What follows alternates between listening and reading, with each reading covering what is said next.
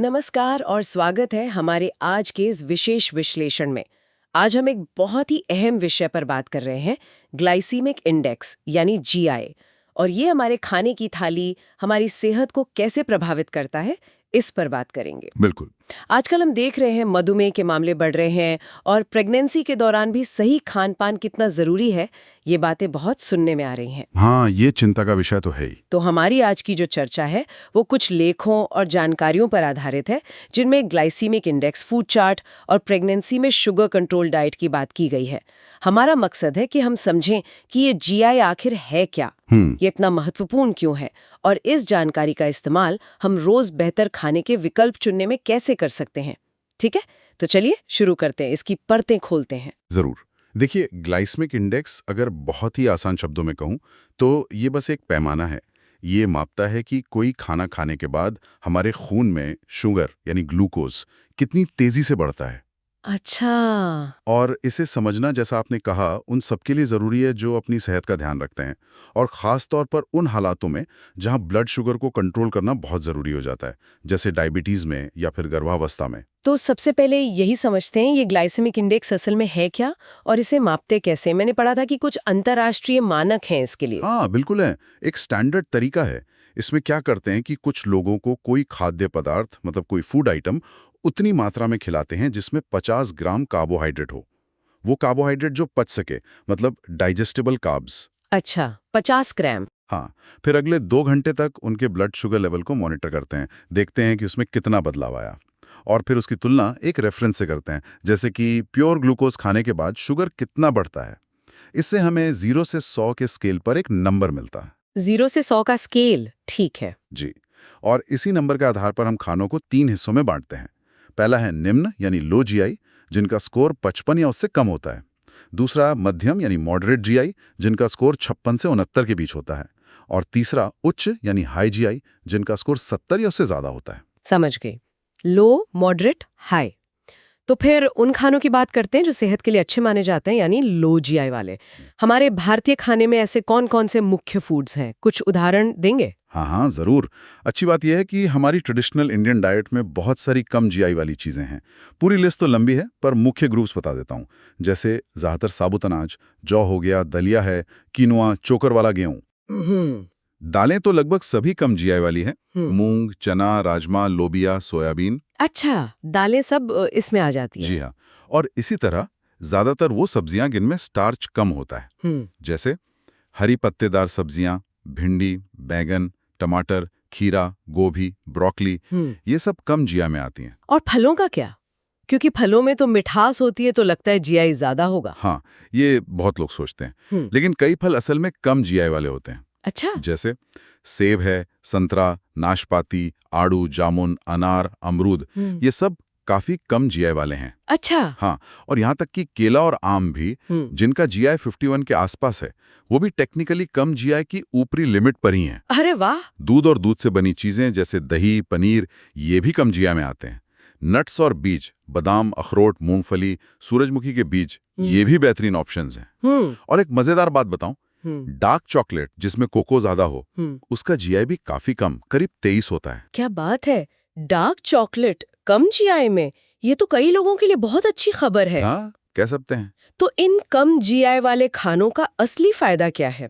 मतलब ये सेहत के लिए बेहतर क्यों है? इसका सबसे बड़ा कारण ये है कि ये पचने के बाद खून में ग्लूकोज को धीरे धीरे छोड़ते हैं। एकदम से स्पाइक नहीं आता। अच्छा, धीरे धीरे। हाँ, धीरे धीरे और लगातार। इससे होता क्या है कि हमारा ब्लड शुगर लेवल अचानक से ऊपर नीचे नहीं होता, वो ज्यादा स्टेबल रहता है। और इसके कई फायदे हैं, जैसा कि आपके सोर्सेज में भी बताया गया है। शरीर इंसुलिन के लिए ज्यादा सेंसिटिव बनता है, मतलब इंसुलिन बेहतर काम करता है, जिससे ब्लड शुगर कंट्रोल अच्छा होता है। ये कोलेस्ट्रॉल लेवल सुधारने में मदद कर सकते हैं। पेट ज्यादा देर तक भरा महसूस होता है, तो वजन कंट्रोल में भी मदद मिलती है।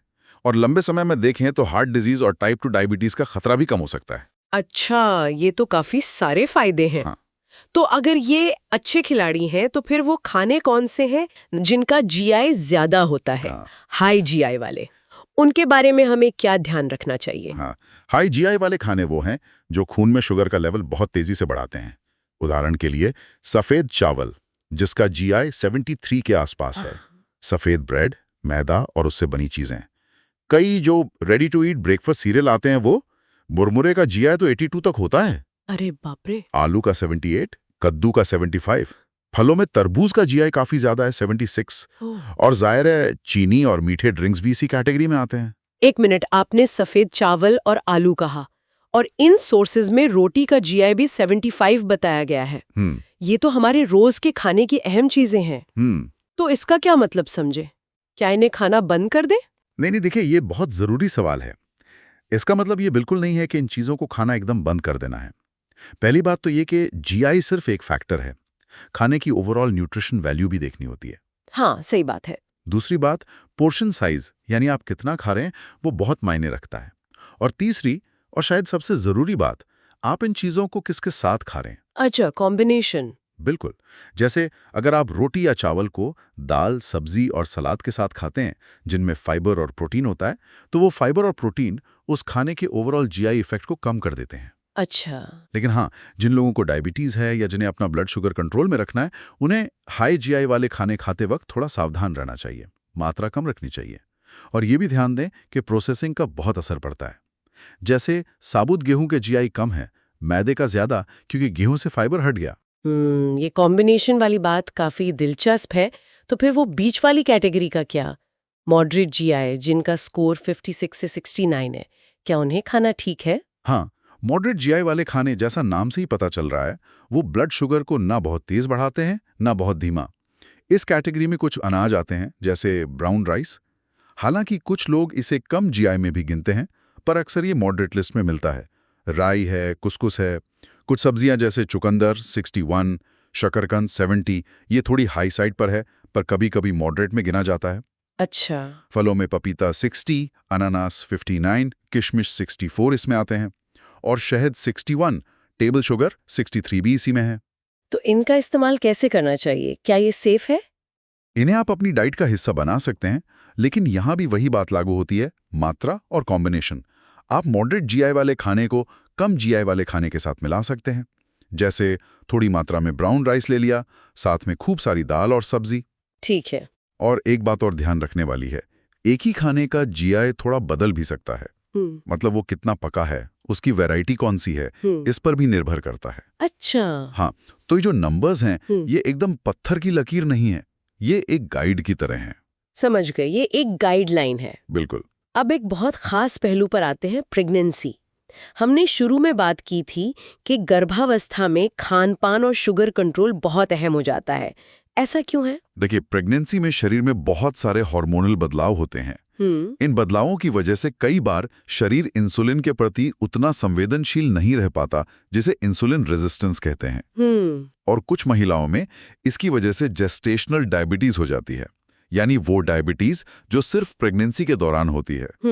अगर इसे कंट्रोल न किया जाए तो माँ और बच्चे दोनों के लिए रिस्क बढ़ जाता है। क्या रिस्क हो सकते हैं? माँ को हाई ब्लड प्रेशर का खतरा बढ़ सकता है, सिजेरियन डिलीवरी की नौबत आ सकती है, बच्चे का वजन जरूरत से ज्यादा हो सकता है, जिसे मैक्रोसोमिया कहते हैं, समय से पहले डिलीवरी का खतरा हो सकता है, या फिर जन्म के तुरंत बाद बच्चे का ब्लड शुगर बहुत कम हो सकता है, जिसे हाइपोग्लाइसीमिया कहते हैं।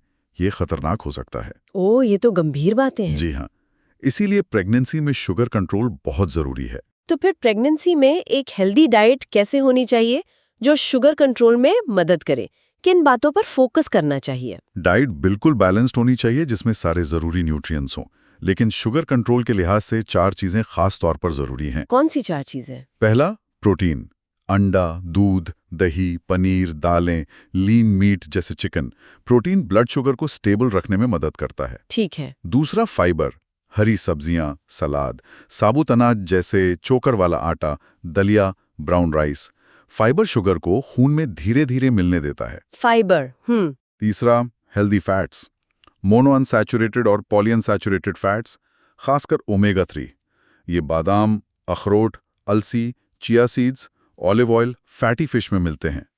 ये एनर्जी देते हैं और दिल के लिए अच्छे हैं। Okay.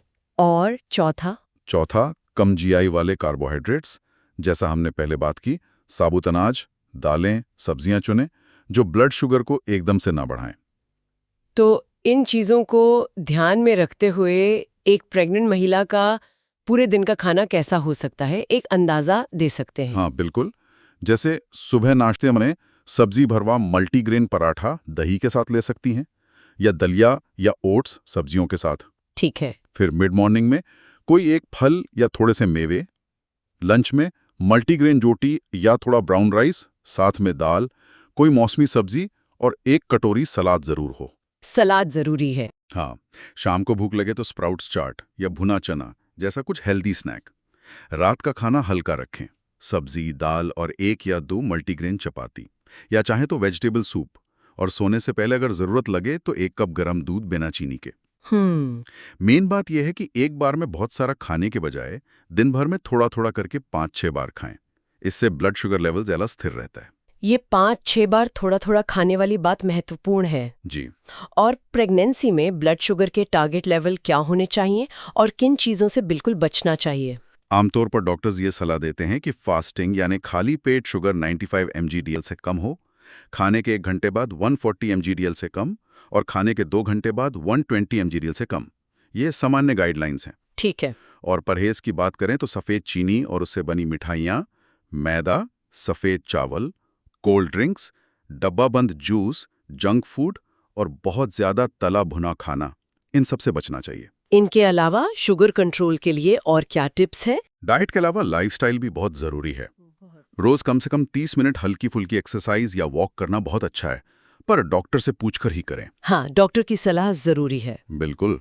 Regular blood sugar monitoring बहुत ज़रूरी है, ताकि पता चले कि डाइट और लाइफस्टाइल का क्या असर हो रहा है। खूब पानी पिएं, स्ट्रेस कम करने की कोशिश करें। इसके लिए योग, मेडिटेशन या प्राणायाम बहुत मदद कर सकते हैं। अच्छा। और ये प्राणायाम वगैरह पैरों में दर्द या सूजन में भी आराम दे सकते हैं, जो प्रेगनेंसी में आम है। ये सब मिलकर शुगर कंट्रोल में मदद करते हैं। ये तो बहुत ही काम की सलाह है। अच्छा, अब वापस रोजमर्रा के खाने पर आते हैं। अगर कोई भी व्यक्ति अपने डाइट में कम जीआई वाले ऑप्शन शामिल करना चाहता है तो कुछ आसान से तरीके क्या हो सकते हैं? कुछ प्रैक्टिकल टिप्स। हाँ, छोटे छोटे बदलाव भी बड़ा असर डाल सकते हैं। जैसे सफ़ेद चावल की जगह ब्राउन राइस या क्विनोआ ट्राई करें। कभी कभी दलिया खाएं। सफ़ेद ब्रेड की जगह होल व्हीट या मल्टीग्रेन ब्रेड चुनें। नाश्ते में मीठे सीरियल की जगह दलिया, ओट्स या पोहा खाएं। पोहा भी कम जीआई है? हाँ, पोहा आमतौर पर कम या मध्यम जीआई में आता है। सफ़ेद चावल से बेहतर है। मैदे की रोटी या पराठे की जगह चोकर वाले आटे या मल्टीग्रेन आटे की रोटी खाएं। आलू जैसी स्टार्च वाली सब्जियां कम खाएं और हरी पत्तेदार सब्जियां, बीन्स, गाजर, खीरा, टमाटर जैसी फाइबर वाली सब्जियां ज्यादा खाएं। ठीक है। स्नैक्स में बिस्किट या नमकीन की जगह मुट्ठी भर मेवे, बादाम, अखरोट या बीज जैसे सूरजमुखी, कद्दू के बीज खाएं। साबुत दालें ज्यादा इस्तेमाल करें, धुली दालों के बजाय। अच्छा, साबुत दालें बेहतर हैं। जी। फलों का जूस पीने से अच्छा है कि पूरा फल खाएं, क्योंकि उसमें फाइबर होता है। और जितना हो सके प्रोसेस्ड और पैक्ड फूड से बचें। उनमें अक्सर छिपी हुई चीनी और रिफाइंड कार्ब्स होते हैं। हाँ, ये पैक्ड फूड वाली बात। एक सवाल अक्सर आता है कि क्या हम पैकेट पर लेबल देखकर जीआई का कुछ अंदाजा लगा सकते हैं? देखिए, सीधे सीधे जीआई वैल्यू तो लेबल पर लिखी नहीं होती है। भारत में अभी ये आम नहीं है। लेकिन आप न्यूट्रिशनल इंफॉर्मेशन वाले सेक्शन में कार्बोहाइड्रेट की कुल मात्रा और फाइबर की मात्रा देख सकते हैं। अच्छा, कार्ब्स और फाइबर। हाँ, अगर किसी खाने में टोटल कार्बोहाइड्रेट ज्यादा है और फाइबर बहुत कम है तो संभावना है कि उसका जीआई ज्यादा होगा। और अगर फाइबर की मात्रा अच्छी है तो उम्मीद है कि जीआई कम या मध्यम होगा। ये बस एक मोटा अंदाजा है, एकदम सटीक नहीं, पर फिर भी कुछ मदद मिल सकती है सही चुनाव करने में। ठीक है, ये उपयोगी है। तो इस पूरी बातचीत का सार यही निकलता है कि ग्लाइसेमिक इंडेक्स को समझना हमें अपने खाने के बारे में ज़्यादा जागरूक बनाता है। हम बेहतर निर्णय ले सकते हैं। ये खासकर डायबिटीज़ वालों के लिए या गर्भवती महिलाओं के लिए तो बहुत ही ज़रूरी है। लेकिन सच तो ये है कि सेहतमंद रहने के लिए ये जानकारी हम सभी के काम की है। बिल्कुल सही। कम जीआई वाले, फाइबर से भरपूर और कम प्रोसेस्ड खाने चुनना लंबे समय में हमारी सेहत के लिए फायदेमंद है। बिल्कुल। और जाते जाते मैं एक सवाल श्रोताओं के लिए छोड़ना चाहूंगा, जिस पे वो सोच सकते हैं। हाँ, जरूर। हमने अलग अलग खानों की जीआई की बात की, लेकिन हम असल जिंदगी में खाना मिला जुला कर खाते हैं। रोटी, दाल, सब्जी, दही, सलाद सब एक साथ। तो ये जो खाने का कॉम्बिनेशन है, ये हमारे पूरे मील की ओवरऑल ग्लाइसेमिक रिस्पॉन्स को कैसे बदलता है? क्या प्रोटीन, फैट और फाइबर की मौजूदगी हाई जीआई वाले कार्ब्स के असर को वाकई कम कर सकती हैं? और कितना? ये सिर्फ अलग अलग आइटम की जीआई जानने से एक कदम आगे की बात है कि पूरा भोजन मिलकर कैसे काम करता है। ये वाकई एक बहुत दिलचस्प सवाल है। इस पर सोचना ज़रूरी है कि हम अपने मील्स को कैसे और बेहतर बना सकते हैं। इस बहुत ही जानकारी भरी और गहन चर्चा के लिए आपका बहुत बहुत धन्यवाद। धन्यवाद।